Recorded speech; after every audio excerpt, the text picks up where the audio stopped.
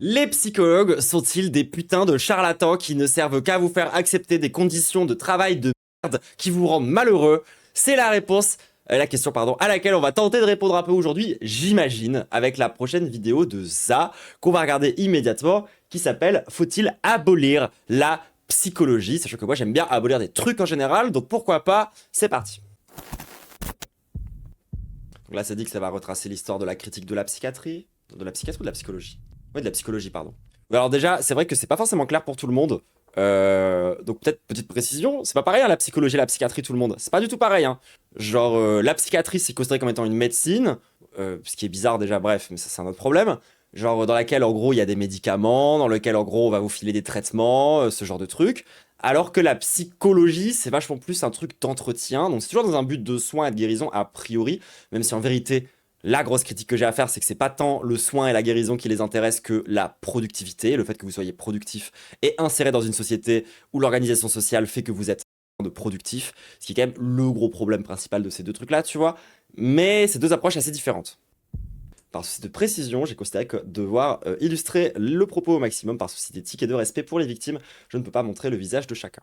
Ah, d'ailleurs, trigger warning de base sur les vidéos de Za. Za est une personne non binaire, donc j'aurais correctement par pitié cette personne. Pas de remarques sur le physique, pas de remarques sur comment il est habillé, elle est habillée, pardon. Pas de remarques sur tous ces trucs-là, genre ni non plus d'ailleurs au passage sur ses gimmicks et tous ces trucs, parce que potentiellement un petit peu des gimmicks de visage et tout par rapport à l'autisme. On évite, hein, s'il vous plaît, le chat. J'ai donc fait le choix de masquer le visage des pédocriminels et des complices de la pédocriminalité. Salut claqué au sol, comment ça va? Le but n'est pas de les iconiser, de les romantiser, de les glorifier, mais d'oublier leur visage pour ne garder que leurs idées. Je renvoie certainement à pas mal de C'est trop fort. Attendez 2 secondes. gens l'image de quelqu'un qui ferait de grandes sentences radicales et essaierait de les défendre contre un peu tout le monde et surtout contre le bon sens. Et évidemment de quelqu'un qui ferait le tout dans une caricature grossière du si j'aime pas, c'est que c'est fasciste. Bon, cette critique-là en particulier, dans une vidéo sur la psychanalyse Ce qu'il faut, hein, genre... moi par exemple, je trouve que la famille c'est un truc qui a une dimension fascisante de base, mais j'aime énormément la famille. dans laquelle je cite directement des sémiologues qui ont défini le fascisme comme structure intellectuelle d'une façon tellement précise que très peu de chercheurs se sont amusés à aller jouer sur leur plate-bande, disons que autant je comprends pourquoi vous voyez le mot fascisme comme une insulte que tout le monde balance un peu n'importe comment. Autant je pense que ça vous ferait quand même du bien d'aller voir auprès des personnes qui sont vraiment reconnues comme compétentes sur le sujet pour On peut pas aimer la famille, mais aimer sa famille, bah c'est un peu tout mon paradoxe personnel. Hein. essayer d'aller voir un petit peu ce que c'est le fascisme aujourd'hui dans le milieu universitaire. D'autant que moi, le fascisme, c'est pas mon obsession à la base. Hein. Ouais, moi, c'est les tortues. Bref, je parle vite et de façon ampoulée de sujets vastes et complexes, donc admettons Ce qui est un peu un truc qu'on peut... Tortank. que j'assume pour une fois une vraie part de doute dans ce que je pense. Parce qu'en l'occurrence, la question que je pose aujourd'hui, c'est une question qui me traverse depuis quelques années, et ça fait en gros 6 mois que je tourne autour d'une vidéo sur ce sujet. Pas seulement parce que la question est compliquée Merci. d'ailleurs, et elle l'est, mais parce que poser la question, c'est déjà admettre qu'on a un problème. Et d'ailleurs, j'ai commencé à parler de psychologie sur cette chaîne en disant exactement ça. On a un problème, on a un problème, on a un problème, on a un problème. L'apport de ma chaîne, et qui est ce qui séduit pas mal de personnes qui la suivent, c'est simplement l'apport rare dans les contenus un peu vulgarisés en France des thèses de la psychologie critique au sein de la discussion. Alors j'aurais sans doute dû commencer par là, hein, quand j'ai initié tout ça, mais disons que j'estimais que pour adresser cet énorme bloc, je voulais attendre un peu de gagner en capacité à m'adresser à une audience diverse pour tenir un propos qui soit entendable et construit. Donc Il voulait de l'XP, quoi. aujourd'hui, j'ai conscience qu'il y a encore du chemin, mais je pense que c'est assez raisonnable d'enfin adresser ce truc-là. Alors j'espère que vous êtes prêtes et que vous êtes prêts, parce qu'aujourd'hui, on va se demander pourquoi est-ce qu'on critique la psychologie. C'est parce que ça nous soigne pas, tous. Ouais, genre, allez. Déjà, je veux commencer par ce qui me semble capital, que ce soit dans mes vidéos sur les troubles, la pathologisation, le soin, les addictions ou la psychanalyse, et surtout la psychanalyse. Un aspect capital de ce qui n'est pas compris dans mon approche, c'est que mon ancrage, c'est quand même important de le dire, c'est un ancrage clinique. Quand je dis que Freud et Lacan, c'est globalement de la merde, et que leurs apports sont un retard pris énorme pour les pays qui ont été influencés par leurs travaux dans les approches contemporaines, qu'épistémologiquement ça ne tient pas, et que d'un point de vue éthique c'est une catastrophe, Épistémologiquement, ça veut dire que la méthode est nulle à chier. totale, beaucoup me répondent, t'as rien compris, en fait, c'est hyper bien pour comprendre blablabla. Ou alors, mais en fait, c'est totalement compatible avec le matérialisme parce que blablabla, et j'en passe. La quasi-totalité des commentaires que je reçois qui défendent ces approches-là, ainsi que celles de Deleuze et Guattari, ne conçoivent les apports de la psychanalyse ou des psychanalystes que dans son cadre du débat intellectuel. C'est d'ailleurs le point central de tension autour de Deleuze et Guattari, c'est que d'un point de vue clinique, ça n'a aucun intérêt. Donc déjà, première chose, voilà, retenez bien que les débats entre les vieux mecs blancs d'université, je m'en tape un peu. Je m'en tape beaucoup. Je les déteste. La psychologie, si je résume ça de façon extrêmement basique et très incomplète, c'est censé, a priori, nous soigner, nous comprendre et nous permettre de mieux vivre. Et pourtant, dès qu'un champ de recherche psychologique pointe le bout de son nez, dès qu'une approche commence à peine à naître, il y a des voix qui s'élèvent et qui disent « Attendez, c'est peut-être de la merde ce qu'on est en train de faire là ». Et quand je dis ça, je parle pas de voix qui sont marginales, je parle de voix qui viennent de l'intérieur même de ces champs. Des psychologues qui regardent leur propre pratique et qui disent « Est-ce qu'on ne ferait pas partie du problème qu'on est en train d'essayer de régler ?» Et c'est ça le paradoxe fondamental, c'est-à-dire que la psychologie se présente comme une science de la libération, libération des souffrances, des angoisses, des blocages, des traumatismes, mais en même temps, elle fonctionne comme une technologie de contrôle social. Elle définit ce qui est normal et ce qui ne l'est pas. Elle dit qui a besoin d'être soigné et comment, et elle produit des catégories dans lesquelles on doit toutes et tous rentrer. La psychologie, et on va le voir dans cette vidéo, ne va toujours n'être que comme un outil de contrôle social, et ce qu'il y a de vicieux dedans, c'est que ce contrôle, il ne s'exerce pas par la force. Il s'exerce par la production de vérité sur nous-mêmes. La psychologie nous dit qui nous sommes vraiment, ce que nous désirons vraiment, et ce dont nous avons vraiment besoin. Et nous, on intériorise ces vérités, et on devient les sujets que la psychologie décrit. Je reviens là-dessus rapidement parce qu'il me semble que c'est important que cette vidéo soit une grosse vidéo de clarification de ce que je dis depuis des mois. Le glissement dont je parle, c'est pas du tout un glissement qui est anodin. La psychologie étudie des sujets et donc les sujets deviennent des objets d'étude. Ça peut paraître con dit comme ça, mais c'est comme ça qu'on transforme un sujet en objet, d'accord? Donc faut quand même faire sacrément Vous comprenez tout là? C'est bon? gaffe à ce qu'on fait. Si je dis que ce tableau représente la souffrance et la culpabilité d'un père à la fin de ses jours qui a vu mourir ses enfants tout au long de sa vie, là je fais de mal à personne. J'ai transformé ce tableau qui pour vous représentait juste un grand mec bizarre qui bouffe un type, et je l'ai transformé à travers un récit qui l'explique. Par contre, si je dis qu'une personne autiste représente un monde intérieur clos... Bon, vite, peut-être ça vaut le coup que je clarifie un peu, non? En gros, il y a une différence entre un sujet, genre que tu penses comme un sujet, dans la façon dont c'est méthodologique par rapport à ça, et un objet d'étude, le truc que tu vas tenter d'analyser pour comprendre son fonctionnement. C'est pas ces deux visions des choses qui sont pas tout à fait les mêmes en fait. Après là, comme ça, tout de suite, je saurais pas vous dire hyper précisément tous ces trucs-là, quoi. Mais c'est ça que ça veut dire, c'est que tu passes de...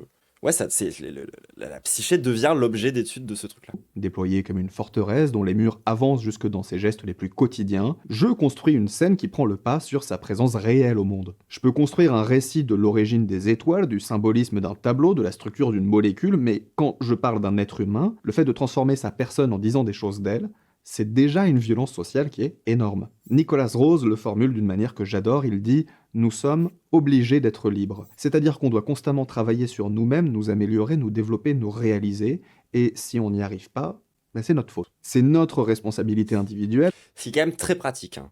Pas celle de la société, pas celle du système économique, pas celle des structures de pouvoir, non. C'est nous qui avons un problème psychologique. C'est en ça que la psychologie donne très vite naissance au développement personnel, parce que, en fait, c'en est un petit peu le prélude. Je pense que déjà là, vous voyez bien le piège, c'est-à-dire que la psychologie transforme les problèmes politiques et sociaux en problèmes personnels. Le chômage devient un problème de motivation, la pauvreté devient un problème de mindset, l'oppression devient un problème de résilience. Et voilà qu'on médicalise, on thérapeutise, on psychologise, mais on ne change rien aux structures qui produisent la souffrance. Sauf que, comme la psychologie n'est pas seulement une science de l'humaine et de l'humain, mais également une science du soin, cette responsabilité, elle n'est jamais que théorique. Si en consultation je dis à une personne ce qu'elle pourrait faire pour améliorer concrètement un truc qu'on a désigné comme étant un symptôme, et je décide à la place de cette personne de la légitimité de ce symptôme à exister dans son corps. Si, pendant une séance avec une patiente ou un patient, je suis... D'ailleurs, ce truc de lien entre la psychologie et le développement personnel, ça peut se voir à plein de niveaux, tu vois. Genre, par exemple, les trucs un peu gaze autour du diagnostic HPI, là, au potentiel intellectuel, c'est très proche de plein de trucs que tu peux entendre dans le dev perso. Et la vérité, c'est que moi, lorsque j'étais petite, et que j'ai vu une psy parce que j'allais très mal, le truc qu'elle a fait qui m'a le plus aidé dans la vie, c'est me donner de la confiance en moi. Donc en fait, c'était un peu déjà du dev perso. Alors, elle a fait un travail exceptionnel, hein, cette psy, tu vois. Mais la vérité, c'est que ça reste quand même assez proche. Dans une perspective de psychoéducation pour aider la personne, et que je me retrouve à désigner quelque chose comme soit un symptôme, un signe, une dynamique ou un déficit, je définis en même temps le cadre Merci pour le sub. de ce qui est tolérable, c'est-à-dire tout ce qu'on peut admettre ou accepter à l'intérieur de la vie de cette personne. Je suis pas seulement en train d'éclairer une zone obscure ou d'apprendre au patient ou à la patiente ce que dit la recherche, par exemple, sur les troubles de la fonction exécutive. Je suis en train de tracer les contours de ce qui compte, et ce geste, il a des conséquences matérielles. Tous les jugements qui filtrent de ma formation jusqu'à la consultation créent une hiérarchie dans son existence. Je dis ce qui est bien ou pas bien, mieux ou pire, facile ou difficile, souhaitable ou traitable. Je Et ça, c'est une posture de merde. Ça s'appelle la posture de sachant, et c'est à l'origine, entre autres, de pas mal de violences médicales. Par exemple, genre, Za, c'est une personne cool. Mais parfois, tu tombes sur des gens qui sont des grosses merdes. Ce qui fait que, bah, parfois, t'arrives avec un problème, tu expliques ton problème, et on te dit, c'est pas possible en fait. Non, parce que c'est pas dans mon bouquin. Et là, les symptômes que vous donnez sont pas cohérents. Donc en fait, soit vous faites un effort et vous essayez de me dire c'est quoi vraiment ce que vous ressentez pour que ça puisse causer à ma petite case. Soit en fait, je sais pas comment vous aider moi. Genre moi typiquement c'est un truc que j'ai connu avec mon anorexie. Genre mon anorexie n'est pas une anorexie restrictive classique. C'est pas l'anorexie typique que peuvent connaître par exemple pas mal de meufs. Genre typiquement l'anorexie restrictive avec boulimie, souvent c'est un trouble qui est basé sur de la dysmorphophobie, je crois. Enfin en gros le fait que genre tu te vois beaucoup plus gros que tu ne l'es et tu as une obsession pour ton poids. Et tu penses en permanence, en gros, au poids que tu fais, au fait qu'il faut que tu fasses attention à comment tu contrôles, genre le fait que tu manges tel truc, tel truc, tel truc, tel truc. Ça n'a rien à voir ce que moi je vis, tu vois. Mais genre, absolument rien à voir. Par contre, ça va me faire quand même perdre 2 ans à essayer de me faire diagnostiquer correctement. Parce que plein de gens, ils sont en mode, oui, mais non, en fait. Genre, vous ressentez ça comme ça. T'es en mode, bah non. Genre, moi, ce que j'ai, c'est beaucoup plus de l'ordre du dégoût alimentaire et c'est potentiellement beaucoup plus lié à de l'autisme et à un trouble qui est lié à mon TDAH qui fait que j'ai un système de récompense complètement baisé du crâne en fait. Et du coup, ça fait que je me suis retrouvé dans plein de situations avec des médecins qui pensaient mieux savoir que moi ce que j'étais en train de vivre à travers mon anorexie. Ça, c'est le cas numéro un. Et le cas numéro 2, qui est encore plus violent, c'est quand j'explique aux gens du coup que je perds du poids à vue d'œil, que genre en l'espace de 3 4 ans, j'ai perdu quand même 20 kilos. Aujourd'hui, ça s'est un peu stabilisé avant que ça devienne vraiment dangereux, mais que c'est quand même une situation qui est absolument précaire. On m'a dit, non, mais en fait, c'est pas de l'anorexie. Non, ça en est pas. Parce que du coup, ça correspondait pas précisément au trouble anorexique traditionnel classique, tout ce que vous voulez. Donc on m'a dit, c'est pas de l'anorexie. Genre, oui, enfin bon, quand même, je maigris et je ne mange pas. Est-ce qu'on peut me dire que je suis anorexique ou pas? Et du coup, pendant aussi, pareil, pendant un moment, on m'a dit non, tu n'es pas anorexique. Genre, mais je ne. Genre, genre, à des moments, j'ai atteint des poids qui étaient tellement faibles que, genre, on a hésité à me faire hospitaliser, tu vois. Mais non! Genre, on m'a refusé le droit d'être anorexique. Parce que c'était pas exactement comme eux, ils voulaient que ça soit dans leur bouquin, tu vois. Genre, bah t'es quoi alors? Bah c'est ce que je leur ai dit et ils ont pas été foutus de me répondre. Jusqu'à ce que j'aille voir le Centre des troubles pour le comportement alimentaire de Grenoble et qu'on m'a dit, alors votre cas est un peu compliqué, donc on va vous faire voir genre 7 professionnels de santé en même temps, la même journée, pour pouvoir avoir un bilan global à plusieurs niveaux. Ce sera dans 9 mois parce que réussir à avoir 9 rendez-vous d'affilée c'est compliqué, mais du coup c'est ce que vous allez faire. Du coup j'ai attendu 9 mois et j'ai eu mon premier diagnostic global au niveau de l'anorexie et je suis censé retourner en avril je crois. Et c'est un des premiers trucs qui m'a vraiment aidé par rapport à mon trouble. Parce que avant ça, quand j'étais face à un soignant tout seul, euh, il y avait trop d'ego pour reconnaître qu'il comprenait pas bien ce qui se passait, tu vois. Alors que quand ils se mettent à plusieurs à y réfléchir, eh ben, ils ont des clés de lecture qui sont pas tout le temps les mêmes, parfois contradictoires, et du coup, ça fait avancer les choses, en fait. La fumette, ça t'aide pas pour la fin, d'ailleurs. Ça fait un peu l'inverse, à vrai dire. Parce qu'en fait, le problème de la fumette, tu vois, c'est que si tu fumes de la beuh, t'as la fonce dalle, mais fumer, c'est un coupe-faim. Donc en fait, c'est un peu paradoxal. fait entrer son expérience dans une architecture qui ne vient pas d'elle, mais qui vient de moi, de mon ancrage, de mon modèle théorique et Et après 9 mois à attendre d'être anorexique, c'était pas évident, les gens. de ce que la profession valorise et donc de ce que les Et puis en fait, l'anorexie aussi, ça provoque plein d'autres troubles de santé, tu vois. Genre, je parlais souvent de mes coliques néphrétiques, mais maintenant un peu moins, peut-être que les gens sont pas au courant. Mais j'ai eu des gros problèmes avec des coliques néphrétiques et je pense que c'était fort lié à mon alimentation. les institutions attendent. Et cette architecture, elle ne peut pas se revendiquer de n'importe quelle forme de neutralité. Elle reposera toujours sur un certain type de sujet idéal, un certain type de vie jugée valable, un certain rapport au temps, au langage, à la productivité, au relationnel. Il suffit de regarder à quel point nos catégories de troubles sont alignées sur les normes attendues dans le milieu scolaire, professionnel, familial, etc. La productivité, encore une fois. On ne diagnostique Littéralement, dans l'OMS, l'Organisation mondiale de la santé, donc une des autorités les plus importantes d'un point de vue de ce qu'on dit autour de la santé mentale est littéralement définie comme étant la capacité à être productif, la capacité à être dans une norme productiviste. C'est littéralement ça que ça veut dire. presque jamais en fonction des besoins de la personne, mais en fonction de sa distance Donc rien à voir avec le soin ou votre état de santé. avec les attentes du système. J'avais publié Ah non, pas rien à voir, mais vous voyez ce que je veux dire. qui s'appelait Le Conatus Ta gueule. digital. Tu fermes ta gueule. Est-ce qu'il faut soigner la phobie des hommes d'une femme bisexuelle qui est heureuse avec les femmes? Est-ce qu'il faut traiter les traumas d'une personne qui ne souffre que de ses conséquences? Est-ce qu'il faut désapprendre l'hypervigilance à une personne qui vit dans un endroit qui est dangereux pour elle? On peut répondre à ces questions à la place des gens. Mais pour ça, il faut déjà définir ce que c'est que d'être normal. Et ce normal, c'est un produit historique. Si on remonte un peu le fil, on tombe sur toute une série de gens qui ont regardé la psychiatrie et la psychologie en face et qui ont montré comment elles se sont mises à trier, à enfermer et à ajuster les vies au nom du soin. Les années 60 marquent le début de ce qu'on appellera plus tard l'antipsychiatrie. C'est un mouvement vaporeux et hétérogène, mais l'idée générale, c'est de regarder la psychiatrie d'après-guerre et de dire ce que vous appelez maladie mentale, et bah ça sert aussi à faire rentrer des gens dans l'ordre. Thomas Saz, par exemple, il est identifié comme étant un des premiers à mettre en avant l'idée centrale de son œuvre, qu'il présente sous la formule choc. Alors, ça se voit dans le traitement de l'homosexualité et de la transidentité dans l'histoire. Genre, ça correspond pas à une norme d'être gay ou d'être trans. Du coup, on va vous faire des thérapies pour guérir ce truc-là. La maladie mentale est un mythe. Ce qu'il vise, ce n'est pas la souffrance des personnes, c'est l'usage du vocabulaire médical pour gérer les comportements jugés déviants. Pour lui, une maladie, ça s'observe dans le corps. Un cancer, une infection, une fracture, on voit les lésions. La maladie mentale, elle est surtout un étiquetage des conduites problématiques pour la société, pour l'institution et pour la famille. Alors, ça, c'est son idée à lui, parce que mon idée à moi de ce truc-là, c'est que sa thèse, elle a un côté salutaire, parce qu'elle expose la fonction disciplinaire de certains diagnostics, mais elle a aussi une limite qui est quand même extrêmement grave. C'est-à-dire C'est qu'on a quand même un cerveau dans lequel il se passe des trucs. qu'à force de dire mythe, on finit par écraser la réalité de gens qui vivent des délires, des hallucinations, des effondrements et qui ont besoin d'aide concrète. Et puis Voilà, c'est ça. Genre, le TDAH, c'est une déformation du lobe préfrontal. C'est pas juste un contexte social. C'est le contexte social qui en fait une difficulté.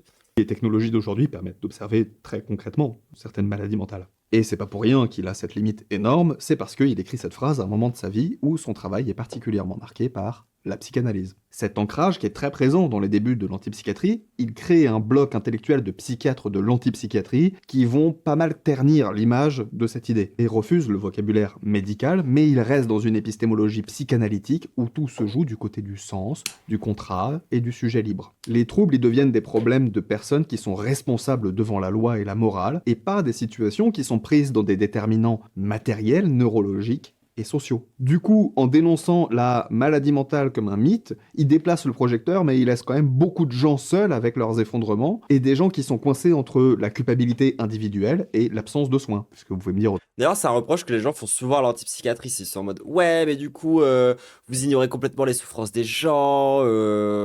Et là, peut-être qu'à l'époque, oui, un peu, mais aujourd'hui, c'est quand même un peu l'inverse. Justement, genre nous, on regarde toutes les souffrances. Donc vous voulez que la psychanalyse c'est super, mais il y a un moment où ça veut dire qu'on donne plus de médicaments du tout, quoi. Dans cette même génération de psychiatres psychanalystes, on a Robert Laing. Lui, il prend la schizophrénie comme point de départ et il la pousse dans une autre direction. C'est-à-dire qu'il écoute ce que racontent les patients et les patientes et il regarde les familles. Il regarde les tensions, les injonctions paradoxales et il propose de lire la psychose comme une forme de stratégie pour survivre dans un environnement invivable. Le deuxième DPH, c'est un peu la même en vrai. On te demande de joindre un CV et un projet professionnel si tu veux ne plus travailler. Oui, oui, tout à fait. Ça fait partie enfin, c'est vraiment genre définition par le productivisme, quoi. Dans ce cadre-là, le fou devient celui qui ne supporte plus le jeu social. Celui qui, d'une certaine manière, refuse une réalité truquée. Cette lecture, elle a été, et elle est toujours à certains endroits, très séduisante politiquement. Parce qu'elle a permis de dire que la folie, elle n'est pas un pur accident biologique tombé du ciel, et qu'elle a un sens, qu'elle est liée à un contexte. Sauf qu'avec le recul, encore une fois, on voit bien le problème. C'est-à-dire que si on en reste là, on romanticise la psychose, on transforme les gens en symboles de la critique sociale, et on en oublie la part massive de vulnérabilité neurologique, de désorganisation et de détresse énorme. On ne rend pas service aux personnes ni à leurs proches en répétant que c'est pas le fou qui est fou, c'est le monde qui est fou. Bon. Oui, c'est en fait au final, tu restes toujours. Enfin, genre, la critique initiale de l'antipsychiatrie, elle est intéressante, mais ça reste quand même des mecs blancs qui se branlent entre eux sans réfléchir à comment améliorer les choses à la fin. Cette phrase un peu naïve là que je supprime à chaque fois que je la vois dans les commentaires, hein, le fameux « ce n'est pas nous qui sommes fous, c'est le monde qui est fou », là, elle vient exactement de là. Elle a un côté consolant, c'est presque un slogan de manif, mais théoriquement c'est un désastre cette phrase, parce que d'un côté, elle a raison de pointer que le monde est organisé de façon à rendre certaines existences intenables. De l'autre, elle écrase tout ce qui relève de la vulnérabilité propre, des altérations cognitives, sensorielles, neurologiques, des traumas. Elle transforme des gens qui Ah, j'avoue que c'est un raccourci que j'ai un peu fait parfois et auquel je fais attention maintenant. sont parfois en miettes, en petits drapeaux politiques de la critique sociale. Et surtout, elle nous laisse entendre que si tu continues à souffrir, à délirer ou à dissocier, c'est que t'as pas encore compris que le problème il vient du monde. Cette vision-là ne produit ni soin, ni solidarité, c'est juste une belle formule qui plane au-dessus de celles et ceux qui, pendant ce temps-là, essayent de survivre à leur cerveau, à leur histoire et à leur environnement en même temps. Les trois, d'accord. Et puis évidemment, dans cette génération, Je serais pas aussi méchante sur cette phrase, dans le sens où moi je pense que ce qu'elle sous-entend, c'est surtout, c'est genre, bah, si on veut sauver les fous, faut sauver le monde. Enfin, dans le sens où, genre, faut changer le monde là, il y a Foucault. Alors on va pas aller jusqu'à dire que Foucault est anti-psychiatre au sens militant du terme, mais c'est devenu une des boîtes à outils principales de toutes ces critiques. Dans Histoire de la folie, il ne cherche pas à dire ce que la folie est vraiment, ni à trancher entre la maladie du cerveau et la stratégie de survie. Il regarde plutôt comment, à un moment précis de l'histoire européenne, on a commencé à isoler les fous, à les parquer avec les pauvres, les oisifs et les déviants. Et puis, à médicaliser progressivement cette mise à l'écart. C'est-à-dire qu'il raconte le grand renfermement, la naissance de l'asile et la façon dont la psychiatrie s'installe comme pouvoir de tri et de normalisation. Et là, Ouais, et puis moi, c'est surtout ça que je fais. Moi, lorsque je parle de la folie et tout, je suis en mode, mais en fait, il faut remettre le fou dans la cité.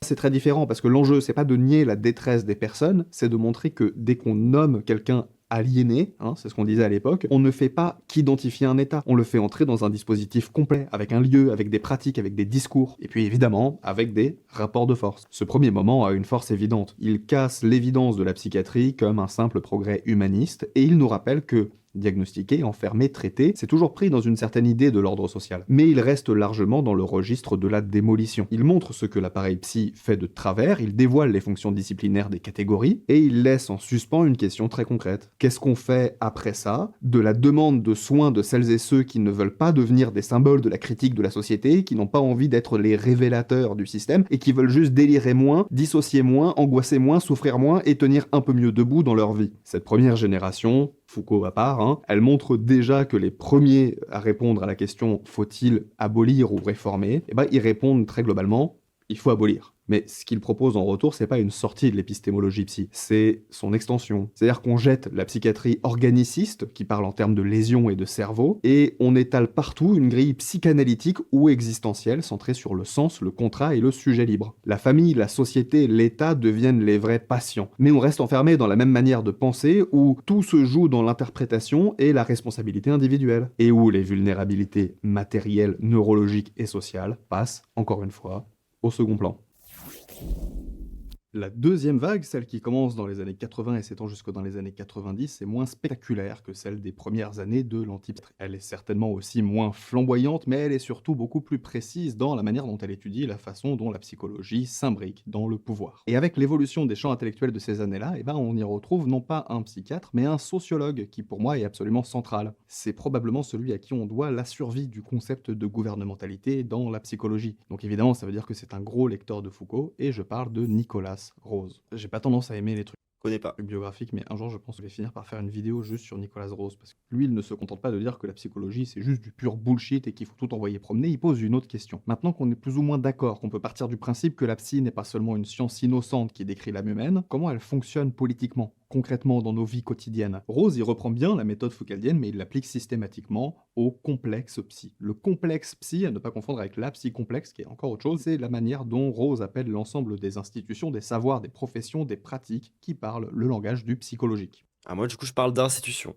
Ça va C'est la même chose. du ou de la psychologue scolaire au bureau des ressources humaines des entreprises, des tests de personnalité aux applications de méditation sur vos téléphones, du psychiatre qui prescrit des anxiolytiques au coach de développement personnel sur Instagram, et de la formation en gestion des émotions dans les écoles aux consultations de couple chez la ou le sexologue. Tout ce réseau-là, c'est le complexe. Bon, Rose, il veut pas juste s'amuser à cartographier le complexe psy. Ce qu'il veut, c'est le mettre en lumière et pouvoir demander comment on en est arrivé là. Donc il ne cherche pas l'origine de la psychologie comme une découverte scientifique, il cherche dans quelles conditions historiques elle est devenue crédible, utile, presque évidente, et ce qu'il met au genre de capital, c'est le lien étroit entre développement des démocraties libérales et montée en puissance des savoirs psy. Dans une démocratie libérale, en théorie, on ne gouverne pas en braquant des fusils sur tout le monde. On gouverne des sujets qui doivent se vivre comme libres, Ça dépend des démocraties.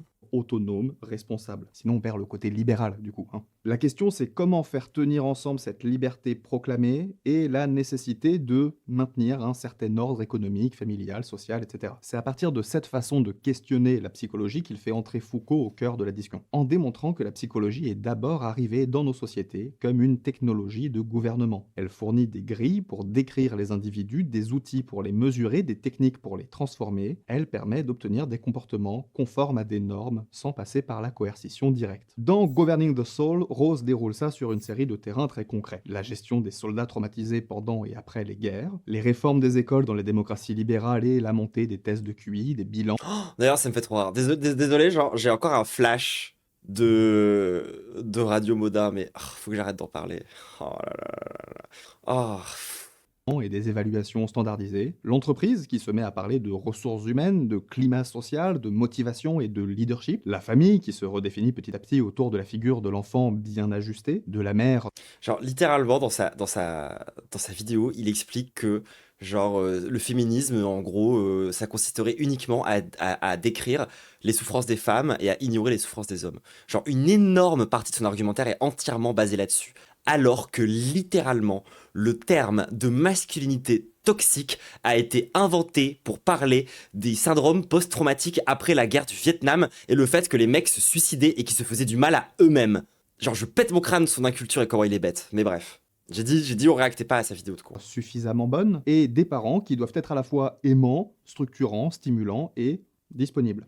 À chaque fois, la psychologie n'arrive pas comme une gentille science neutre qui observe de loin. Elle arrive comme une solution, Comme aucune science d'ailleurs au passage. et elle arrive pour être une solution. Mais pas une solution à des problèmes de santé, une solution à des problèmes de gouvernement. Comment rendre les enfants scolarisables, les employés coopératifs, les mères responsables, les patients gérables et les pauvres calmes. Les tests de QI, les questionnaires de personnalité, les entretiens de recrutement, les évaluations en entreprise, les thérapies de couple, le coaching, tout cet arsenal qui, en façade, nous aide à mieux nous connaître, à libérer notre potentiel. Et Mieux rentrer dans une norme. Dis-le. elles sont pour Rose des technologies du soi. Ce sont des dispositifs qui nous apprennent à nous regarder avec un certain vocabulaire, à nous auto-évaluer, à nous auto-corriger et donc à nous auto-surveiller. On se compare, on se juge, on se projette nous-mêmes aussi à travers des catégories qu'on n'a juste pas choisies. Vous vous souvenez, dans la dernière vidéo, quand je parlais de la morale automatique, il y avait de ça aussi. Et l'invention qui est géniale dans ce système-là, c'est que ça passe par la liberté. On choisit de passer un test pour voir, on choisit de faire un bilan de compétences pour clarifier son projet, et on choisit d'aller en thérapie pour travailler sur soi. Mais ces choix, ils sont faits à l'intérieur d'un environnement qui est saturé d'injonctions. D'injonctions à l'autonomie, à la performance, à l'authenticité, C'est ça, c'est le mythe du libre arbitre.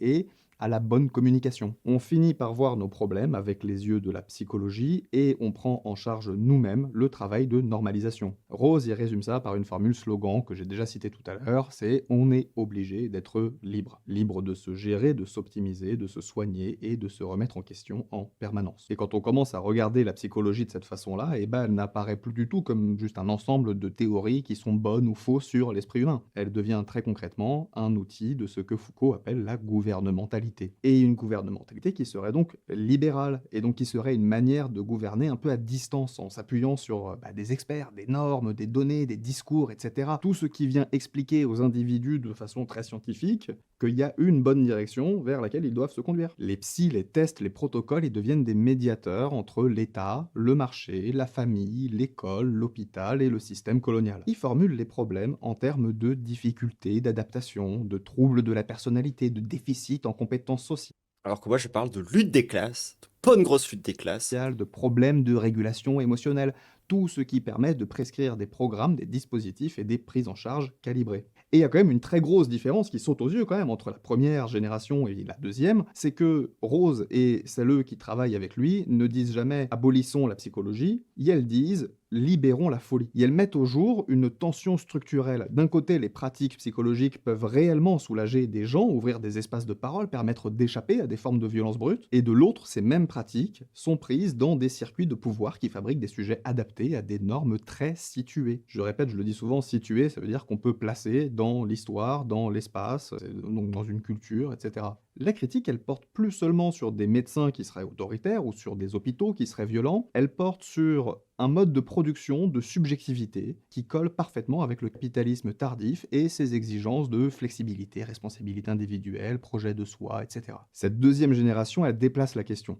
On demande plus seulement est-ce que la maladie mentale existe vraiment, est-ce qu'il faut fermer les asiles. Cette génération, elle demande surtout comment la psychologie, elle contribue à transformer des problèmes qui sont politiques, économiques, donc des problèmes collectifs, en problèmes de personnalité et de gestion de soi. En fin de compte, elle oblige à regarder un point qui gêne beaucoup de monde dans le champ de la psychologie. C'est que même quand on fait du bien à quelqu'un, même quand on aide sincèrement, eh ben on peut en même temps renforcer des normes qui écrasent la personne. Pour l'exemple, aider une personne qui est au chômage à reprendre confiance en soi, eh ben c'est typiquement ça le genre de situation que Rose il essaie de penser. Parce que le problème là-dedans, c'est pas seulement qu'on évite de parler du marché du travail et que du coup on ne dit pas qu'il y a davantage de chômeuses que d'emplois vacants. Le problème, c'est que la psychologisation du chômage, elle rend invisible et impensable la critique structurelle. En transformant l'absence d'emploi en... Et ça, c'est tellement important dans le macronisme. Genre, le fait qu'on dise aux gens que s'ils sont au chômage, c'est de leur faute, alors que nous, on n'a aucun contrôle sur la structure du marché de l'emploi, tu vois. C'est vraiment la classe bourgeoise, les gens qui possèdent, qui font ça, tu vois. Mais de quand même venir nous dire que c'est de notre faute à nous, c'est tellement macroniste. problème de confiance, on remplace Suite à lancer la rue. activement la politique par du thérapeutique. Et ça, encore une fois, ça ne veut pas dire que la psychologie, elle est inutile. Et d'ailleurs, c'est aussi vrai dans d'autres champs. Genre, tu prends par exemple dans le féminisme. Moi, c'est une phrase que je dis et que je répéterai autant de fois qu'il le faudra. Mais on ne se débarrassera pas du patriarcat avec les psychologues. Parce que j'entends parfois quand même des gens qui disent « Oh là là, si les hommes ils voyaient plus de psy, on vivrait dans un meilleur monde. » Bah non, hein. Déjà parce que premièrement, il n'y a pas assez de psy. Deuxièmement, parce que genre ils vont juste s'améliorer un peu sur 2-3 trucs et puis ensuite ils vont recommencer à faire la même chose parce que leur problème il est pas dans leur tête aux hommes, le problème il est dans le collectif, donc comment l'organisation sociale en fait induit le patriarcat. Ça veut dire que la psychologie, elle n'est jamais politiquement innocente. Elle est macroniste. Macron. Bon, il y a un moment où tout ça, ça commence sérieusement à tourner en rond. On a eu les démolisseurs, hein, la première génération, ceux qui disent votre appareil psychiatrique qui sert à faire taire et à enfermer, mais qui à côté de ça propose un apport plutôt philosophique que proprement clinique, et donc en quelque sorte ce que j'aurais envie d'appeler une sortie radicale du vécu concret des patientes et des patients. Après ça, on a eu les généalogistes qui nous ont montré comment la psychologie fabrique les sujets dont le capitalisme a besoin, mais dont l'analyse, aussi brillante qu'elle puisse être, peut donner l'impression qu'on est tellement pris dans les rouages finalement qu'il n'y aurait plus rien à faire. Sinon attendre une révolution qui de toute façon s'écharpera sur les questions d'économie avant de commencer à penser le début du commencement d'une nouvelle psychologie, ne serait-ce que pour prendre en charge les souffrances liées au système qui précédait. Et donc, Ce qui est un peu le problème que j'ai avec certains communistes, au passage. Genre, c'est vrai que c'est bien de dire que c'est le capitalisme qui sous-tend tous les problèmes, que c'est la faute à l'impérialisme, le patriarcat, le racisme structurel, tous ces trucs-là, tu vois. Le problème, c'est que des fois, ça crée une forme d'impuissance où du coup les gens sont en mode ah, donc en fait ça sera jamais résolu tant qu'il n'y a pas la révolution, et qui voient du coup l'aspect révolutionnaire comme étant un point dans le temps dans lequel du coup ensuite c'est bon, ça va mieux.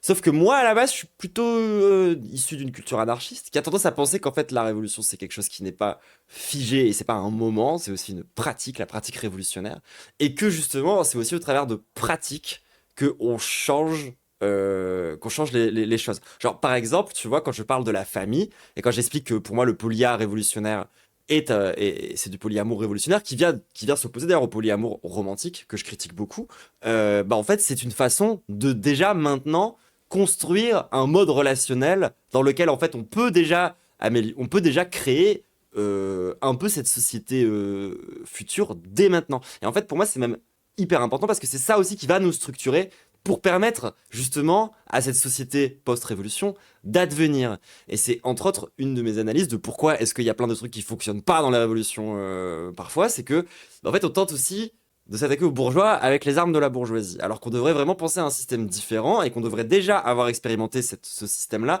au moment où on prend le pouvoir pour pouvoir justement le mettre en place de façon cohérente. En tout cas, moi, c'est comme ça que je réfléchis les choses à la base, et c'est pour ça que se contenter de dire Du coup, le problème, c'est le capitalisme. Donc, tant que le capitalisme n'est pas résolu, et ben en fait, ça n'arrivera pas. C'est plutôt réfléchir à comment résoudre le capitalisme. Et ça ne passera pas que par des questions purement économico-marxistes, de la façon des marxistes, on va dire, les plus économico-centrés. Ça passe aussi, du coup, par les structures racistes, les structures patriarcales, et comment est-ce qu'on reconstruit ces structures au sein d'elles-mêmes pour qu'elles puissent finir par les supplanter.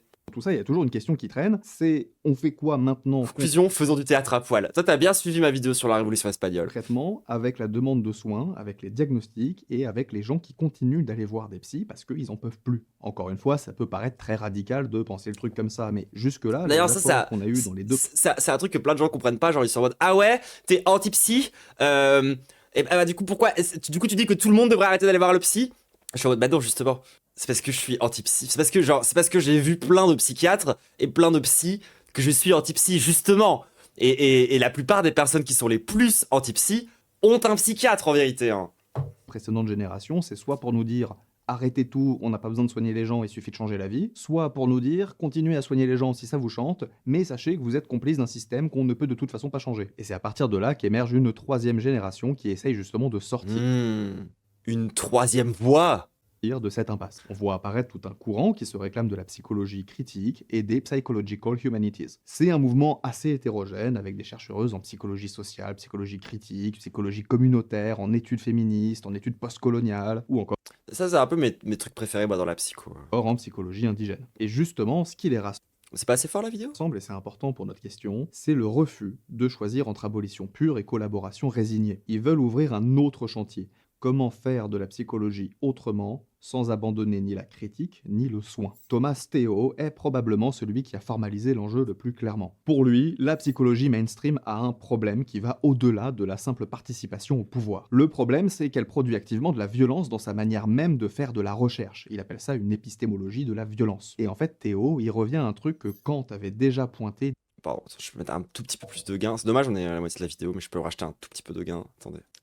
Dès les débuts, dès l'émergence de la science psychologique. On ne peut pas étudier le psychisme comme on étudierait un caillou. Kant disait qu'on ne connaît jamais les choses en soi, seulement telles qu'elles nous apparaissent à travers nos catégories mentales. Souvenez-vous tout à l'heure quand je vous disais que la psychologie et la psychanalyse transformaient les sujets en objets, Kant ça le dérange pas de dire que le réel n'existe pas tant qu'on ne produit pas de savoir sur lui. Par contre, quand le cerveau humain s'amuse à étudier le cerveau humain, et Kant il dit tout doux moussaillon, t'es en train de prendre un sacré risque méthodologique là. Ce que Thomas Théo fait, c'est de reprendre ce risque méthodologique et montrer qu'il n'est pas juste épistémologique, il est politique. Parce que quand la psychologie scientifique croit étudier des objets Après, moi, j'ai tendance à dire que toute épistémologie est politique, mais je suis peut-être un peu en train de me branler quand je dis ça. neutres, les pauvres, les femmes, les personnes racisées, elle impose en fait ses propres catégories sur les personnes qu'elle étudie. Des catégories qui viennent de quelque part, qui ont une histoire et qui portent en elles des rapports au pouvoir. Et elle fait passer tout ça pour de la science objective. Dans cette perspective, la critique, elle ne se limite plus au lieu de l'asile ou aux politiques de gouvernementalité, elle descend dans la fabrique même des articles, des manuels et des diagnostics. Qui pose la question de recherche? Qui définit les catégories? Qui est en position de nommer? Qui est réduit à être participant, cas, population? Quelles expériences humaines sont prises comme normes implicites et quelles autres sont traitées comme déviations à expliquer? La violence se joue à ce niveau-là, en amont de toute prise en charge clinique. C'était la dernière pièce qu'il fallait dans la machine pour prouver que la violence psychologique, elle se joue à tous les niveaux. Quand on publie des papiers qui expliquent la pauvreté par un déficit de planification, la violence... Ah ouais, non, mais ça, genre... C'est comme... Je sais pas si vous étiez au courant de cette histoire, mais vous voyez les cabinets de conseil qu'on a eu pendant le Covid? Genre, je crois que c'était McKinsey et tout, là. Vous savez ce qu'ils ont proposé pour Gaza? J'en ai déjà parlé en stream. Les cabinets de conseil qui nous ont fait, nous confiner, tous ces trucs-là. Ils ont trouvé une super solution pour Gaza. Distribuer en masse des antidépresseurs. Genre, c'est là que tu vois quand même que leur vision du monde... Un PB, peut-être! violence, elle ne réside pas juste dans le contenu, elle réside dans l'acte même de présenter Genre, vous voyez qu'il y a une forme de violence aussi là-dedans. Genre, t'es en train de te faire génocider, prends une pilule. ce cadrage comme résultat neutre d'une enquête scientifique. C'est Oh, je vous rassure, ils ont jamais fini par le faire, hein. C'est toujours resté qu'un truc à faire théoriquement. Hein. dans cette optique que s'inscrit le projet des Psychological Humanities, projet auquel Théo contribue. Le projet des Psychological Humanities, concrètement, c'est de ne plus imiter les sciences dures en accumulant des corrélations comme si l'esprit était un objet naturel transparent. L'idée, c'est de reconnaître que comprendre des sujets humains, ça demande aussi de passer par l'histoire, la philosophie, la littérature, les arts, les études féministes, postcoloniales, des coloniale. On ne peut pas prétendre décrire des expériences psychiques sans tenir compte des rapports de race, de classe, de genre, de handicap qui structurent toutes ces expériences. Pour nommer cette intrication, Théo y parle de socio-subjectivité. C'est-à-dire qu'il n'y a pas d'un côté le psychisme Franz Fanon intensifies un peu quand même. pur et de l'autre un décor social qui viendrait influencer un peu. La subjectivité, elle est fabriquée par des histoires, des institutions et des rapports de pouvoir. Ce que la psychologie, elle appelle troubles, symptômes, etc., ça s'inscrit toujours dans cette épaisseur-là. Et faire de la théorie psychologique sans cette épaisseur, c'est déjà quelque part faire de la violence épistémique. Parce qu'on traite comme individuel ce qui a été façonné collectivement. Cette troisième génération, elle essaie aussi de répondre au blocage que je pointais au début. Comment ne pas rester coincé entre deux impasses? D'un côté, l'abolition pure qui laisse les gens sans prise en charge concrète, et de l'autre, l'acceptation résignée du dispositif tel qu'il existe. C'est-à-dire avec un petit peu de critique autour, mais discrète. La proposition des reconstructeurs, c'est d'ouvrir le chantier côté pratique. Ça veut dire questionner ce qui définit le problème en situation clinique.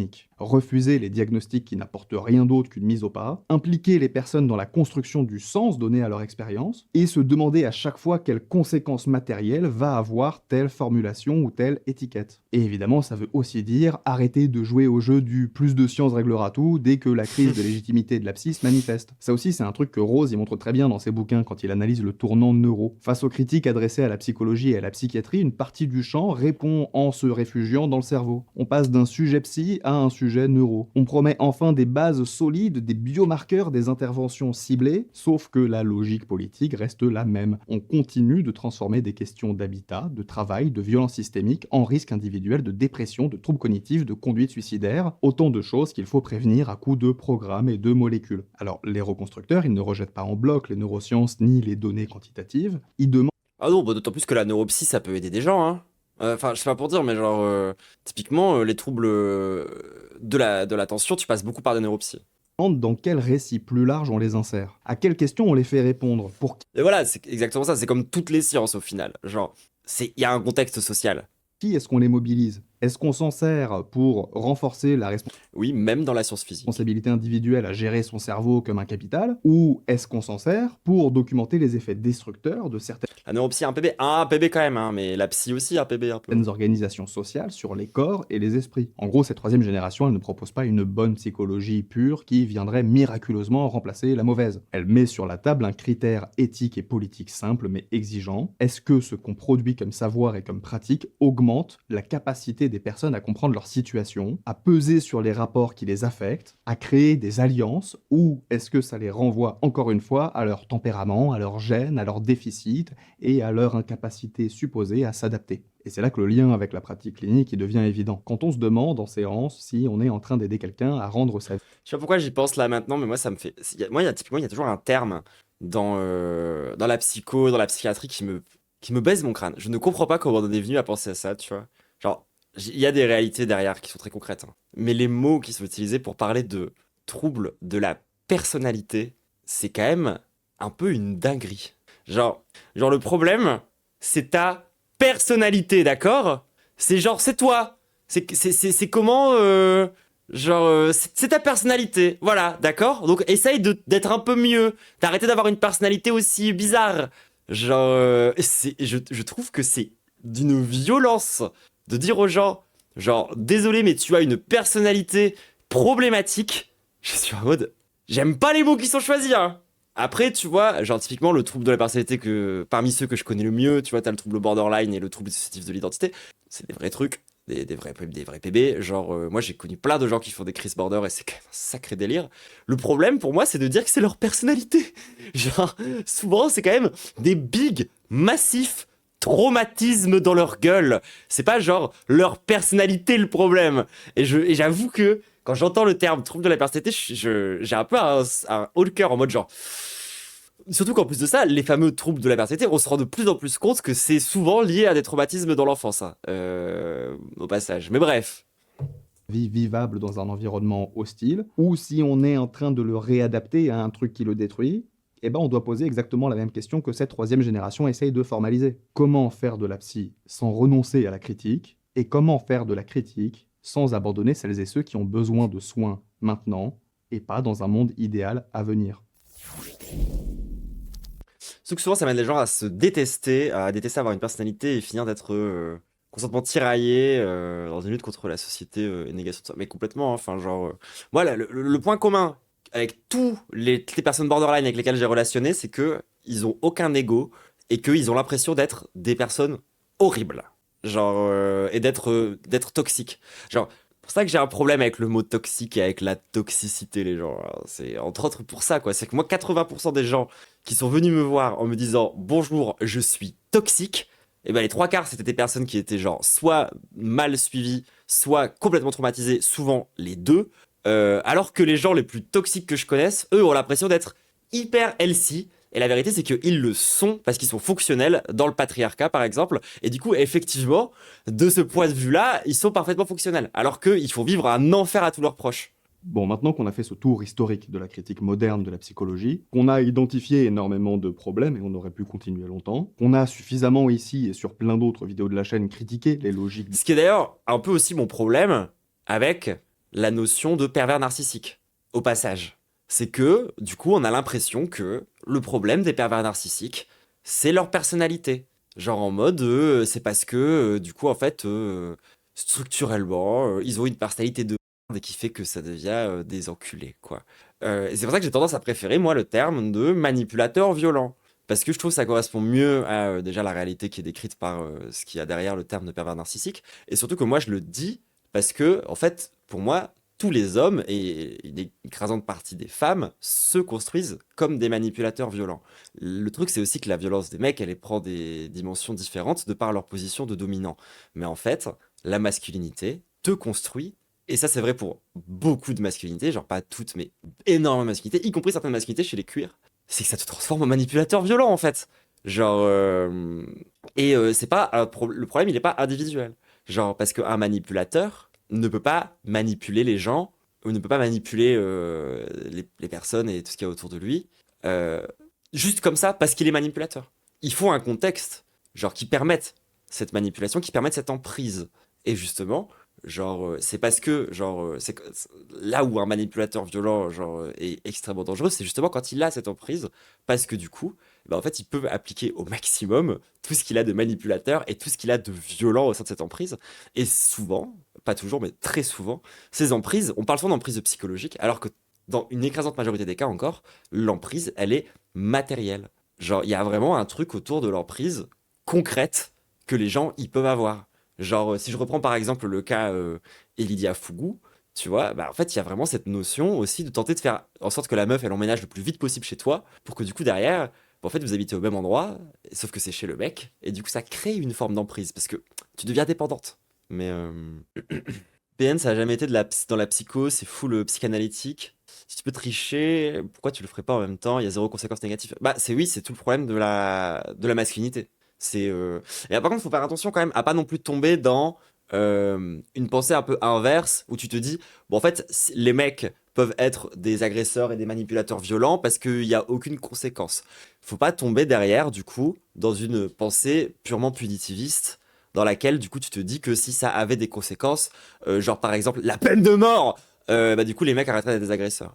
En fait, c'est parce que, genre, le système punitiviste, déjà, est complètement asymétrique et niqué de la tête, donc ne fonctionne pas, et va surtout s'en prendre à des minorités. Mais il faut quand même prendre ça en compte. Genre, il faut quand même prendre en compte que le fait que, bah, les fameuses carrières brisées qui n'existent pas, là, et bah, ça, c'est typiquement, quand même, malgré tout, une absence de conséquences. Et en fait, quand on parle de conséquences, on parle pas forcément de punition. C'est aussi là qu'il faut comprendre la différence entre une pensée punitiviste et une pensée anti-punitiviste. Euh, c'est que tu peux penser en fait la conséquence comme étant justement une conséquence qui se veut politique. Genre, c'est vraiment se poser la question du coup de qu'est-ce qui a permis à cette violence d'advenir, comment l'en empêcher, comment s'occuper correctement des victimes, etc., etc., etc. C'est pas en augmentant la punition pour faire en sorte qu'il y ait genre un contrebalancement de la conséquence que ça va régler le problème. Genre, il faut pas juste que les actions de et la violence aient juste une seule conséquence et que cette conséquence c'est forcément la punition. C'est là où est le twist. Diagnostic, les violences épistémiques, les insuffisances et les complicités de la psychologie, il reste toujours à répondre à notre question centrale. On fait quoi du coup avec tout ça? Beaucoup des choses qu'on a dites aujourd'hui tournent autour... J'entends que pervers narcissique c'est plus un truc de psychanalyse, mais la vérité quand tu vas voir un psy aujourd'hui, il y a quand même un amalgame où quand tu vas voir un psy, tu sais jamais, genre, s'il va être plus ou moins psychanalytique. Et moi, j'ai surtout entendu des psychologues aussi parler de pervers narcissique, en vrai, genre. De l'idée ou du constat d'un blocage. À poser la question trop rapidement, on se retrouve face à des propositions qui nous amènent soit à se passer totalement de la psychologie, soit à reporter le problème sur la question institutionnelle. Ce que je veux dire par ce dernier point, de la question institutionnelle, c'est que considérer que la critique de la psychologie est absolument essentielle, voire urgente, et c'est mon cas, ça ne doit pas nous amener à ne plus critiquer que la société, le système économique, la législation, et donc finalement à ne plus utiliser la psychologie que comme argument concret dirigé vers la critique du système dans son ensemble. En gros, critiquer la psychologie ne doit pas nous amener à arrêter de critiquer la psychologie. Et mon approche, elle gravite pas mal autour de cette question-là. Qu'il y ait à l'intérieur de la psychologie énormément de choses à abolir, ça ne fait pour moi absolument aucun doute. Mais la critique elle-même, qui s'est d'abord constituée comme une méthodologie de l'alerte autour des dérives de la discipline, je pense qu'elle peut entièrement devenir la discipline. La psychologie critique, à mon sens, c'est déjà une forme active de contrat d'abolition. Un contrat qui serait signé entre la psychologie elle-même d'un côté, et de l'autre les chercheuses, les praticiennes et les praticiens. Quand je dis que je fais de la psychologie critique, je ne veux surtout pas qu'on entende la même chose que quand je dis que je critique la psychologie. Ça, c'est uniquement le premier mouvement, et on peut attendre de la psychologie et de la critique comme discipline à part entière, toutes les deux, de fusionner en une seule. Cette fusion, elle change tout, parce que Serait-ce un dépassement dialectique, ça veut hein? dire qu'on ne fait plus de la psychologie Marx! en se disant bon, je vais essayer de pas faire trop de dégâts et je critiquerai après. Non, la critique devient constitutive de la pratique elle-même, à chaque geste clinique, à chaque catégorie utilisée, Parce que ça veut dire ça, dialectique, si vous savez pas, ça veut dire dépasser les contradictions. à chaque question de recherche posée. La critique, elle est déjà là. Elle n'arrive pas après coup pour dire attention, t'as merdé. Elle est là dès le départ et elle oriente, elle questionne, elle met en tension. C'est pour ça que je parle de contrat actif d'abolition. Parce qu'on n'attend pas d'avoir détruit l'ancienne psychologie pour construire la nouvelle. On abolit Un peu ce que je racontais au début. tout en construisant. On construit tout en abolissant, justement. Et moi, ça, c'est une perspective qui, pour moi, est applicable à beaucoup de choses. Et sur le plan politique, c'est vraiment ce qu'on essaye de construire. Genre, lorsque je vous parle de l'autosupport communautaire chez les personnes trans, c'est un peu ça. C'est qu'on va pas attendre d'abolir l'État et le système capitaliste pour avoir accès à nos soins en tant que meuf trans. Et on ne peut pas non plus compter sur les institutions qui sont déjà en place, parce que c'est un peu un enfer, même s'il y a des efforts qui sont faits, c'est de mieux en mieux. Donc, on est obligé de construire directement ce qu'on pense devrait advenir dans l'autosupport, le soin et toutes ces choses-là. Je vais revenir sur un J'ai pas compris le stream, ça parle de quoi? On parle de psychologie, de critique de la psychologie. Et je fais des liens avec la politique. mot que je viens d'utiliser en espérant que ce soit suffisamment clair. Je dis que la critique, elle met en tension. Comprenez bien l'image de la tension, hein, entre d'un côté la volonté d'agir concrètement et d'aider l'individu et la communauté, et de l'autre la certitude qu'on fait de la merde. Pas parce qu'on serait mauvais ou mauvaise, pas parce qu'on ne saurait pas faire de la psychologie, mais parce que la base épistémologique, la manière même par laquelle on a conçu à l'origine la façon dont la psychologie allait produire du savoir, elle est empoisonnée. C'est beaucoup plus qu'un mouvement d'humilité. Bon, déjà, l'humilité, elle manque, on le sait, et vous l'observez probablement dans les commentaires sous cette vidéo. Les personnes qui parlent de psychologie, qu'elles soient professionnelles du milieu ou non, ne prennent pas la mesure de la gravité de ce dont elles parlent. Pensez avoir compris l'esprit... Ouais, j'ai l'impression qu'il y a des gens pour qui la psychologie, genre, c'est du gameplay, quoi. Genre, ils sont vraiment en mode, c'est juste un objet d'étude neutre, et qui se rendent pas compte. C'est comme la politique, tu vois. C'est comme les gens qui voient la politique comme étant juste du débat, ou qui voient la politique comme étant juste, genre, un affrontement d'idées, et qui ont tendance un peu à oublier les conséquences concrètes que ça a sur les gens, genre. humain et pouvoir sur la base de cette compréhension donner des orientations thérapeutiques, c'est une prétention infinie. Mais justement, je crois que combattre cette prétention par une espèce de grande valeur morale qu'on dessinerait dans les étoiles, celle de l'humilité, c'est voué à l'échec. Humainement, individuellement, identitairement, vous pouvez dire si oui ou non vous êtes humble. Mais du point de vue de la pratique, de la recherche et des connaissances, on n'a pas de critères concrets d'observation, de surveillance de notre niveau réel d'humilité. Comment un ou une praticienne, comment un ou une chercheuse sait qu'elle est en train d'adopter une posture d'humilité? Il me semble qu'on ne peut pas vraiment le savoir. Pour combattre cette prétention, qui est à l'origine de l'universalisme, dans ce qu'il y a de plus réductionniste, des violences épistémiques, de l'expérimentation pharmacologique par les psychiatres, etc., je veux proposer autre chose que l'humilité, l'inconfort. L'inconfort, il est très concrètement observable. Il n'est pas mesurable ni chiffrable. Et justement, vu ce que je pense des mesures en psychologie, vous comprendrez que c'est un peu le but, mais il est ressenti. Et il peut être démontré à travers quelques questions très simples qu'on peut se poser. Est-ce que je suis mal à l'aise avec le diagnostic que je viens de poser? Est-ce que cette catégorie me paraît réductrice par rapport à ce que la personne vient de me raconter? Est-ce que j'ai hésité avant d'utiliser ce mot? Est-ce que je me sens coincé entre ce que je devrais faire selon le protocole et ce qui me Non, mais en fait, t'as des lunettes, non? semble juste pour cette personne? L'inconfort est à la fois dans la réponse qu'on va donner à ces questions, évidemment, mais il est aussi dans le simple fait de se poser ces questions. Dire à une personne «je pense que», puis ne pas dormir de la nuit parce qu'on a dit un truc dont on n'est pas absolument sûr. Et bah selon moi, c'est pile poil la posture raisonnable à tenir quand on a une personne qui Comment tu sais? Oui, t'as les deux petites traces rouges des gens qui ont des lunettes, mais comme je t'ai jamais vu porter de lunettes, ça m'a un peu. J'étais en mode, souffre en face de nous, à Je suis sûr que ça tirait bien en plus. condition évidemment de toujours formaliser le doute explicitement devant la personne. Ce doute, cet inconfort clinique dont j'essaie de dessiner les contours depuis un moment, il a aussi pour but de faire passer l'autosurveillance de l'autre côté, c'est-à-dire le faire passer depuis le côté du patient ou de la patiente jusqu'au praticien ou à la praticienne. Ça peut Ça, en fait, c'est vraiment finir par admettre que c'est un échange. Genre, et pas juste unilatéralement dans un sens. paraître paradoxal, voire relever carrément d'un espèce de fétichisme, de l'autoritarisme intellectuel, mais ça n'est pas du tout le cas. Le but, ce n'est pas de dire aux gens quoi faire, comment et depuis quel ancrage, c'est de ménager des signaux d'alerte dans les pratiques. C'est exactement pour cette raison que je pense qu'on a besoin d'une instance de surveillance épistémologique. Pas pour dire aux psys ce qu'elles doivent faire, pas pour censurer, pas pour punir, mais pour maintenir cet inconfort, pour empêcher la discipline de tomber dans le confort de la certitude. On pourrait imaginer une façon de structurer cette surveillance, par exemple à travers une instance réunissant des historiennes et des historiens, des philosophes, des sémiologues, des sociologues et des anthropologues, et dont le but serait de poser les questions chiantes, des questions qu'on préférerait éviter parce qu'elles mettent mal à l'aise. Pourquoi vous avez construit cette catégorie diagnostique de cette façon-là? Qui est-ce que ça va pathologiser en priorité? Quel rapport de pouvoir est-ce que ça renforce? Cette recherche sur les différences cognitives entre groupes, vous avez réfléchi à comment elle peut être instrumentalisée politiquement? Ce protocole thérapeutique qui vise à adapter les gens à leur environnement de travail, là, vous avez pensé à ce que ça veut dire si l'environnement est toxique? Les questions que cette instance poserait auraient pour but de maintenir la tension, de rappeler que chaque choix en psychologie est politique, que chaque catégorie porte en elle des rapports singuliers au pouvoir, que chaque Rapports sociaux. intervention peut libérer tout autant qu'elle peut enfermer. Genre, au-delà du rapport au pouvoir, du rapport social, je pense. Mais à travers l'idée d'une instance de surveillance, ce qu'on pourrait rechercher, c'est une institutionnalisation de l'inconfort. La garantie qu'on ne pourra jamais être tranquille, qu'on ne pourra jamais dormir sur nos deux oreilles, qu'on ne pourra jamais pratiquer dans notre coin sans jamais être emmerdé,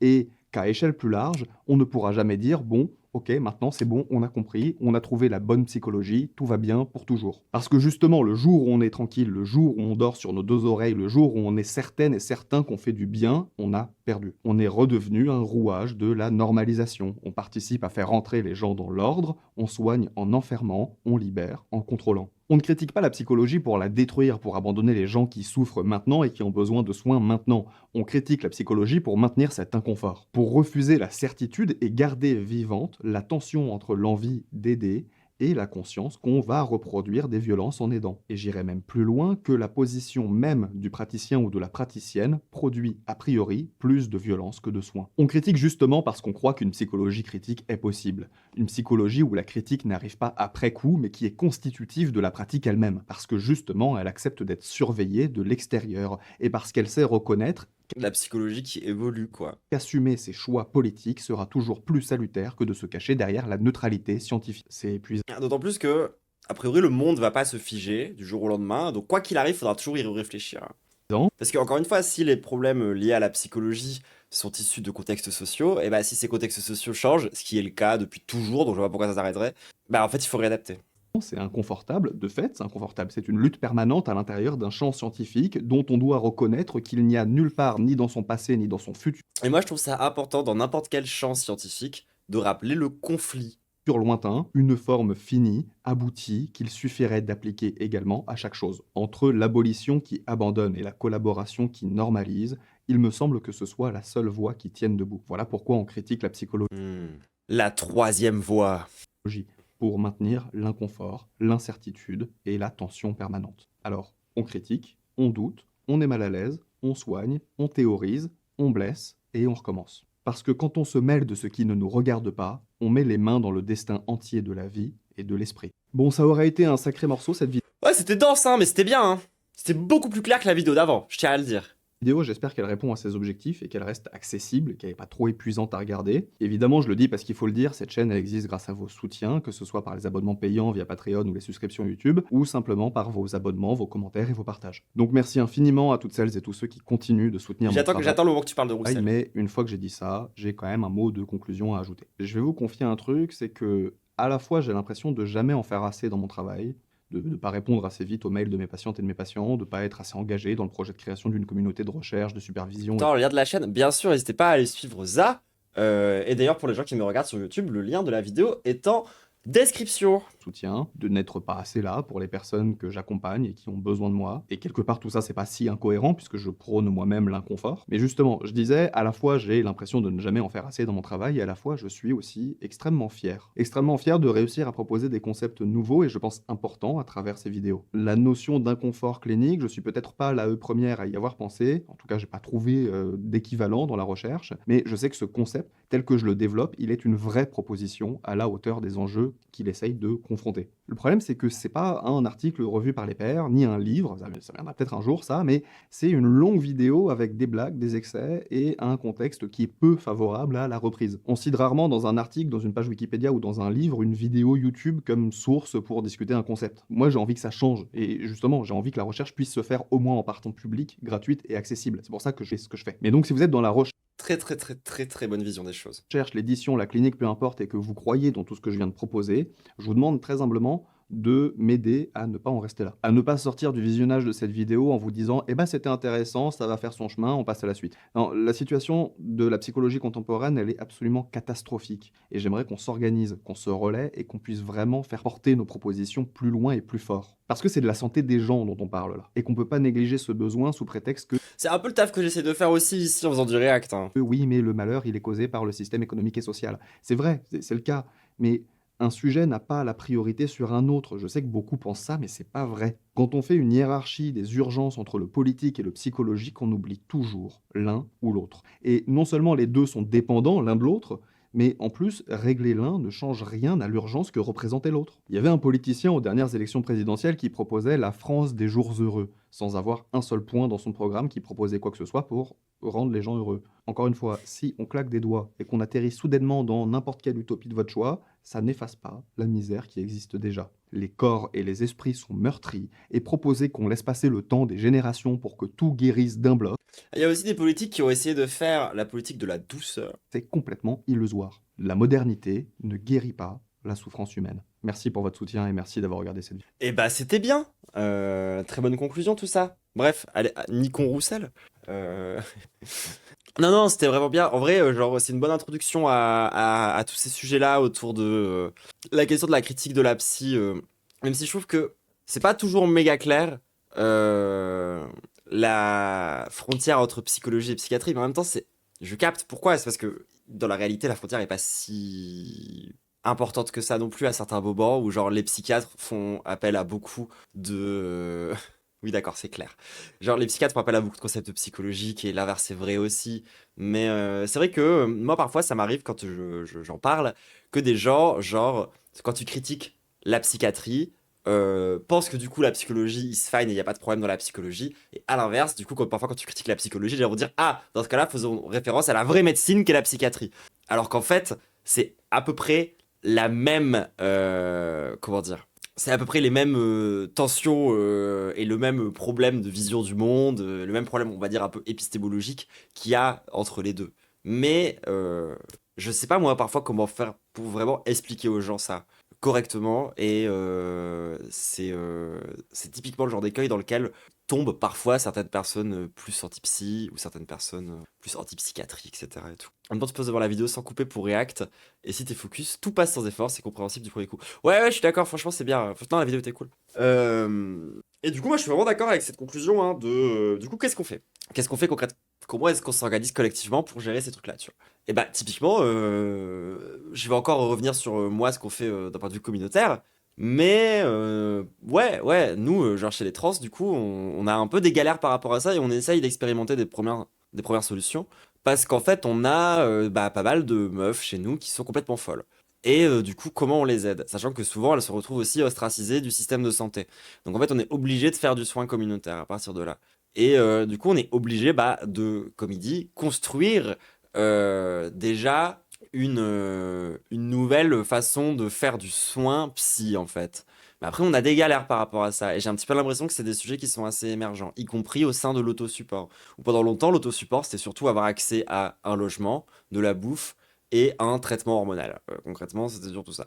Mais de plus en plus, le temps avance et on commence à se rendre compte qu'en fait, on est obligé de réfléchir les choses un peu différemment. Genre, notamment par rapport à des solutions plutôt communautaires. Ça, c'est vrai par rapport aux soins psy, mais c'est vrai par rapport à plein d'autres trucs, hein, tu vois.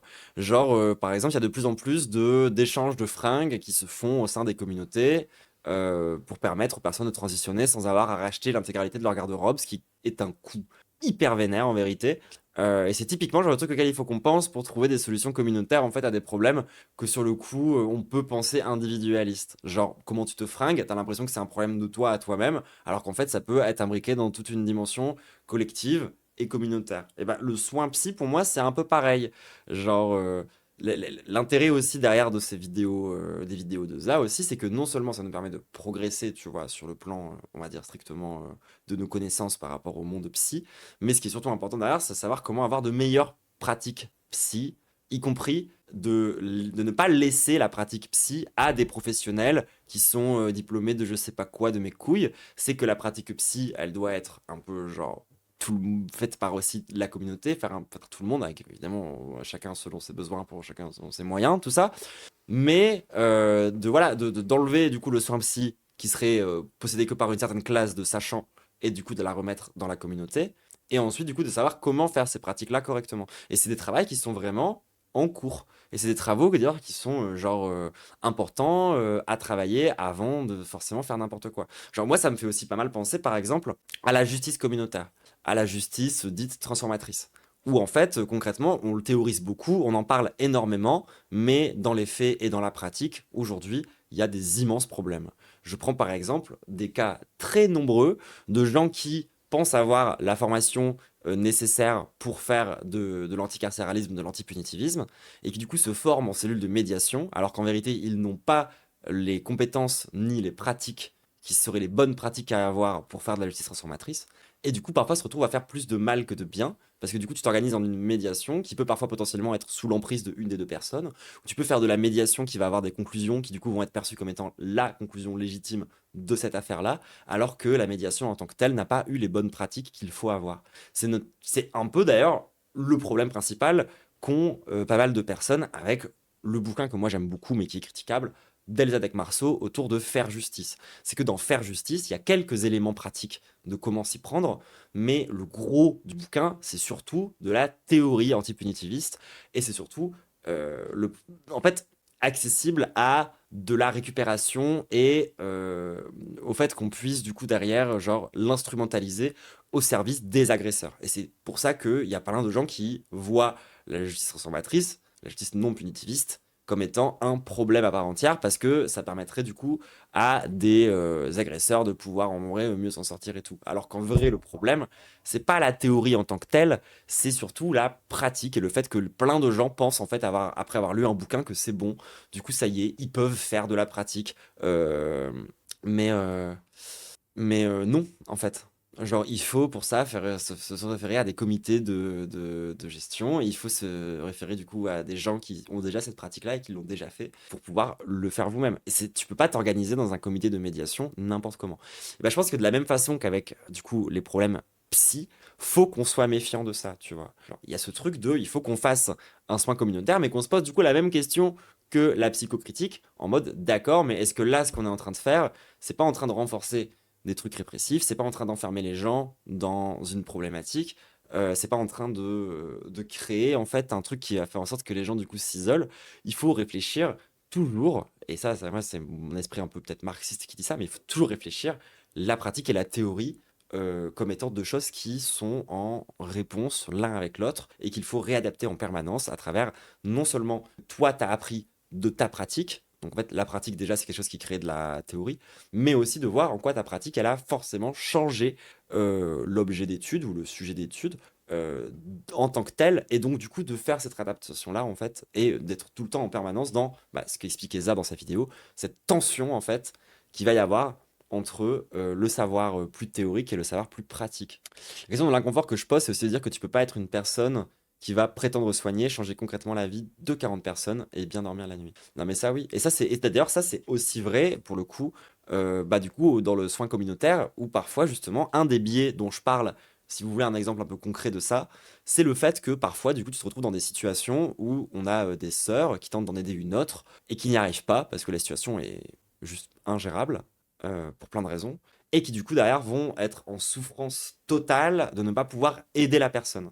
C'est qu'en fait il faut aussi parfois faire preuve d'humilité quoi, et d'être en mode en fait non, je ne peux pas aider tout le monde et je ne peux pas être la solution au problème de tout le monde, voire même parfois de une seule personne. Et il faut être capable de l'accepter, de vivre avec, et de comprendre aussi que ça tombe bien parce que c'est pas toi qui es responsable en fait. C'est pas parce que tu es en train d'aider quelqu'un que tu deviens responsable de sa souffrance. Et ça, typiquement, c'est un truc, il faut vraiment qu'on soit au clair par rapport à ça, tu vois. Genre, qui prend soin de ceux qui prennent soin. Mais c'est tout l'intérêt du soin communautaire, justement. C'est que, du coup, tu perds cette notion contradictoire entre le soignant et le soigné. C'est que, du coup, tu effaces cette frontière pour qu'on soit tous des soignants et qu'on soit tous des soignés. C'est aussi ça qu'on dit, enfin, c'est aussi ça, moi, que j'explique quand je dis qu'il faut faire revenir le fou dans la cité. C'est que le fou, tu vois, on l'a isolé parce qu'on le trouvait, genre, pas adapté, plutôt que d'adapter. Tu vois ce que je veux dire? Alors que si on crée un environnement qui est suffisamment adapté, en fait, il ne devrait pas y avoir de problème à ce qu'il y ait des fous, tant qu'ils sont pas dangereux, tant qu'on crée un système dans lequel ils peuvent pas l'être. Je pense que comme je disais plus, ça finit en cercle de burn-out. Ouais, c'est pour ça qu'il faut faire attention. C'est pour ça que je dis qu'il y a déjà des écueils, y compris dans le soin communautaire. Et qu'aujourd'hui, le soin communautaire n'est pas genre la solution parfaite. Parce qu'en fait, spoiler, il n'y en a pas. Il n'y a pas de solution parfaite et il n'y a pas de solution qui est strictement, fondamentalement, par essence, mieux qu'une autre. Il faut toujours le remettre en perspective des pratiques et des résultats. La personne qui soigne doit avoir une position de stabilité différente. Tu peux être fou et être stable, mais la notion de responsabilité dans le tout communautaire me fait peur. En fait, c'est un peu ce que je disais, quoi. Genre, c'est pas parce que tu essayes d'aider quelqu'un que tu es responsable de ses souffrances. Tu peux l'être, si tu fais ça mal, par contre. C'est là où, genre, justement, il y a la notion de mauvaise pratique et tout qui peut rentrer en compte. Mais en tout cas, ça ouvre des perspectives qui sont vraiment intéressantes et qui, pour moi, dépassent le simple cas de la psychologie, parce qu'en fait, c'est des réflexions qu'il faut qu'on ait un peu à tous les niveaux. Genre, c'est aussi des notions qu'il faut qu'on ait par rapport à tout le reste, de comment est-ce qu'on pense la politique et de comment est-ce qu'on pense en fait la pratique humaine concrètement. Et du coup, moi je trouve ça passionnant, hein, et c'est vraiment un des grands axes de cette chaîne, hein. Donc si vous me découvrez avec cette vidéo, ce qui est peu probable en vrai, mais quand même, moi je trouve que c'est des réflexions qui sont, au-delà d'être intéressantes, elles sont indispensable si on veut pouvoir penser aussi à un monde après le capitalisme, si on veut pouvoir penser en fait à un monde après la psychiatrie, si on veut pouvoir penser toutes ces choses-là. On peut pas juste les théoriser et ensuite tenter de les appliquer une fois qu'on a réussi à abolir le truc d'avant. Genre, ce qui est un peu moi justement tout mon apport, on va dire anarchiste que je peux faire à certaines choses. C'est là où je peux rentrer en contradiction avec pas mal de communistes sur sur certains trucs de comment se structurent les choses. Mais c'est pas parce que j'ai des accords là avec eux que ça m'empêche de militer à leur côté, hein, bien sûr. Mais je trouve que c'est vraiment un point de tension, en fait, chez plein de personnes, quoi. Genre, dans plein de domaines, que ce soit des domaines scientifiques ou des domaines plus politiques. Enfin bref, je pense que du coup, je vais conclure là-dessus, sur le fait, sur ce que je viens de raconter, en fait, hein. J'ai pas grand-chose de plus à rajouter là, tout de suite.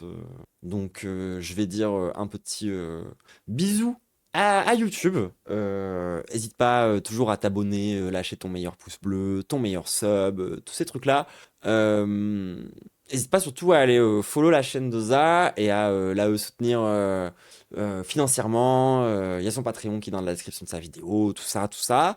Parce que du coup, c'est des réflexions qu'il faut qu'on ait aussi ensemble. Moi, je pense que c'est intéressant aussi en vrai d'avoir d'un côté moi, ancienne dev, qui parle d'exploitation, d'aliénation, de marxisme, de lutte des classes et tout, et de le mettre en perspective avec le travail du coup d'autres personnes qui sont en vérité un peu aussi dans cette perspective-là, mais dans des domaines différents. Genre, je pense que c'est quelque chose qu'on doit construire en fait ensemble, comme se considérer comme étant un même ensemble, si c'est pas idéologique, à minima un peu épistémologique, dans la méthode où on a quand même ce truc de vision du monde et vision de comment est-ce qu'on récupère de la connaissance et qu'est-ce qu'on en fait de ces connaissances.